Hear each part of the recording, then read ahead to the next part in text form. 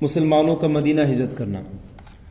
مکہ مکرمہ میں مسلمانوں پر بے پناہ ظلم و ستم ہو رہا تھا، اس لیے رسول اللہ صلی اللہ علیہ وسلم نے دوسری بیعت عقبہ کے بعد مسلمانوں کو مدینہ جانے کی اجازت دے دی۔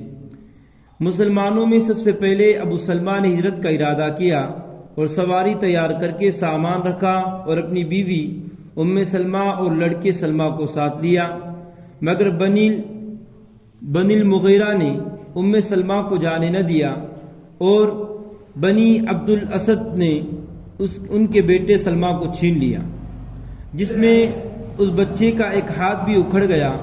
اس کے بعد ابو سلمہ تنہا ہجرت کر گئے۔ ام سلمہ روزانہ مقام بطخ پر آ کر روتی رہتی تھی۔ اس طرح 1 سال کا عرصہ گزر گیا۔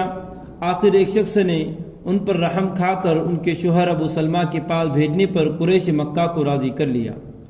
اس وقت بنی عبد الاسد نے ان کے لڑکے سلمہ کو واپس کیا، جسے لے کر وہ کسی طرح مدینہ پہنچ گئی۔ ان کے علاوہ دیگر مسلمانوں کو بھی ہجرت کرنے میں بہت زیادہ مصیبتیں اٹھانی پڑی۔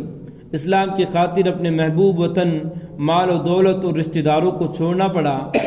حضرت صہیب رضی اللہ عنہ نے جب ہجرت کا ارادہ کیا تو مشرکین نے روک لیا۔ حضرت صہیب رضی اللہ عنہ نے انہیں اپنا سارا مال دے کر راضی کیا اور ہجرت فرمائی۔ اس کی خبر رسول اللہ صلی اللہ علیہ وسلم کو ملی تو آپ صلی اللہ علیہ وسلم نے فرمایا کہ صہیب نے نفع کا سودا کیا، جس کا ذکر قرآن میں ہے۔ نیند کا آنا۔ جب انسان دن بھر کام کر کے تھک جاتا ہے تو اللہ تعالیٰ اس کی تھکان دور کرنے کے لیے اس پر نیند طاری کر دیتا ہے۔ یہ نیند اس کے فکر و غم کو دور کر کے ایسا سکون و راحت کا ذریعہ بنتی ہے کہ دنیا کی کوئی چیز اس کا بدل نہیں بن سکتی۔ پھر اللہ تعالیٰ نے یہ نعمت امیر و غریب، عالم و جاہل، بادشاہ و فقیر ہر ایک کو یکساں عطا فرما رکھی ہے اور اس کے لیے رات کا وقت متعین کر دیا ہے۔ اگر انسان کو نیند نہ آئے تو اس کا دماغی توازن بگڑ جاتا ہے اور ہوش و حواس ختم ہو جاتے ہیں۔ لوگوں کے لیے رات کا وقت متعین کرنا اور ایک ساتھ نیند کا آنا اللہ کی بڑی قدرت ہے۔ مانگی ہوئی چیز کا لوٹانا۔ رسول اللہ صلی اللہ علیہ وسلم نے فرمایا، واپسی کی شرط پر مانگی ہوئی چیز کو واپس کیا جائے گا۔ خلاصہ، اگر کسی شخص نے کوئی سامان یہ کہہ کر مانگا کہ واپس کر دوں گا تو اس کو مقررہ وقت پر لوٹانا واجب ہے، اس کو اپنے پاس رکھ لینا بہانہ بنانا جائز نہیں ہے۔ 3 انگلیوں سے کھانا۔ حضرت کعب بن مالک رضی اللہ عنہ فرماتے ہیں، رسول اللہ صلی اللہ علیہ وسلم 3 انگلیوں سے کھاتے تھے اور جب کھانے سے فارغ ہو جاتے تو انگلیاں چاٹ لیتے تھے۔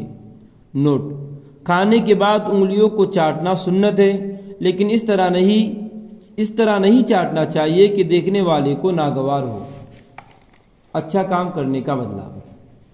رسول اللہ صلی اللہ علیہ وسلم نے فرمایا، مومن کو مرنے کے بعد جس عمل اور بھلائی کا بدلہ ملے گا اس کا وہ علم ہے جس کو سیکھا اور دوسروں کو پہنچایا، یا پھر نیک اولاد چھوڑ کر گیا، یا کسی کتاب کا وارث بنا دیا، یا کوئی مسجد بنا دیا، یا مسافر خانہ بنا دیا، یا نہر جاری کروائی، یا اپنی صحت اور زندگی میں اپنے مال میں صدقہ و خیرات کیا تو اس کو مرنے کے بعد ان کاموں کا اجر و ثواب ملتا رہے گا۔ دکھاوے کے لیے کپڑا پہننا۔ رسول اللہ صلی اللہ علیہ وسلم نے فرمایا، جو شخص شہرت کے لیے دنیا میں کپڑے پہنے گا، اللہ تعالیٰ اس کو قیامت کے دن رسوائی کے کپڑے پہنائے گا اور پھر اس میں آگ بھڑکائے گا۔ دنیا کھول دی جائے گی۔ رسول اللہ صلی اللہ علیہ وسلم نے فرمایا، ان قریب دنیا کی دولت تم پر کھول دی جائے گی، یہاں تک کہ تم اپنے گھروں کو اس طرح بناؤ سنگار کرو گے جیسے کعبہ شریف کو سنوارا جاتا ہے۔ اہل جنت کی شراب اور پیالے۔ قرآن میں اللہ تعالیٰ فرماتا ہے، ان اہل جنت پر چاندی کے برتن اور شیشے کے پیالے پیش کیے جائیں گے۔ وہ شیشے چاندی کے ہوں گے جن کو بھرنے والے خادموں نے مناسب انداز سے بھرا ہوگا، اور ان کو ایسی شراب کے جام پلائے جائیں گے جس میں سونٹ کی ملاوٹ ہوگی۔ ہر بیماری کا علاج۔ ایک مرتبہ حضرت جبرائیل علیہ السلام رسول اللہ صلی اللہ علیہ وسلم کے پاس تشریف لائے اور پوچھا، اے محمد صلی اللہ علیہ وسلم، کیا آپ کو تکلیف ہے؟ رسول اللہ صلی اللہ علیہ وسلم نے فرمایا ہاں۔ تو جبرائیل علیہ السلام نے یہ دعا پڑھی، بسم اللہ ارقیک من کل شیء یؤذیک من شر کل نفس وعین حاسد بسم اللہ ارقیک واللہ یشفیک۔